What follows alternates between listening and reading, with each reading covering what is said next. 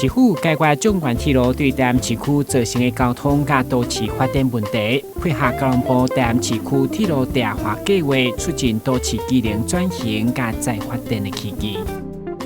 为改善旧社区停车需求，市府规划立体停车场兴建计划，总经费大约4亿1900万。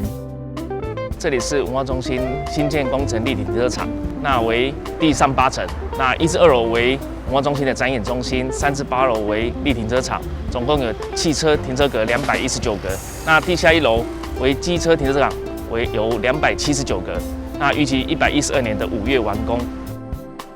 市府为打造台南生命运动社区，由中央甲地方合作兴建北市野区排球场，总经费2500万，成为台南带上混合的优先运动休闲场域。当生理活动中心因为设备老旧，经过评估拆除重建，总经费大约2500万，而且原品质设计完工，新建的建筑提供优质休闲场所甲理人交流空间。东胜里活动中心于0206时检验为海沙屋，故我们重新拆除重建，于今年初呢已完工，然后希望能够在年底之前呢能够正式启用。同时，我们启用后会首创我们东区的活动中心的老人幼稚园，这是我们的特别的创举。区公所配合市府南台南站中卫区完成阳光公园立体化，并规划设立人行步道，总经费300万，串联民众休闲步道。有这步道非常的好吼，甲这环境整理甲呢，阮这每一天早起有活水功、太极拳、毛巾操，行棋的、散步的、跑步的，对这市民足方便的，当互愈侪人来运动。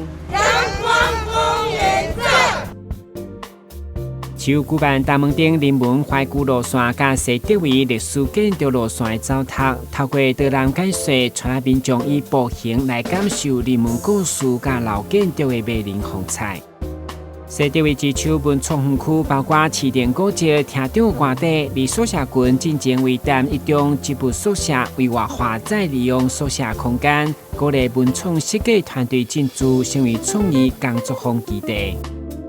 市府整合社区长照资源，串联照护网络，提供供餐甲出境服务，让在地长辈甲弱势族群会当安心生活。中央市府发起的农产品团购，区公所特别结合南天府德国厝上帝庙甲东区行善团，采购330箱往来，以行动支持农友，嘛分享酸甜的滋味，互区内弱势民众。感谢有你，咱台南第一。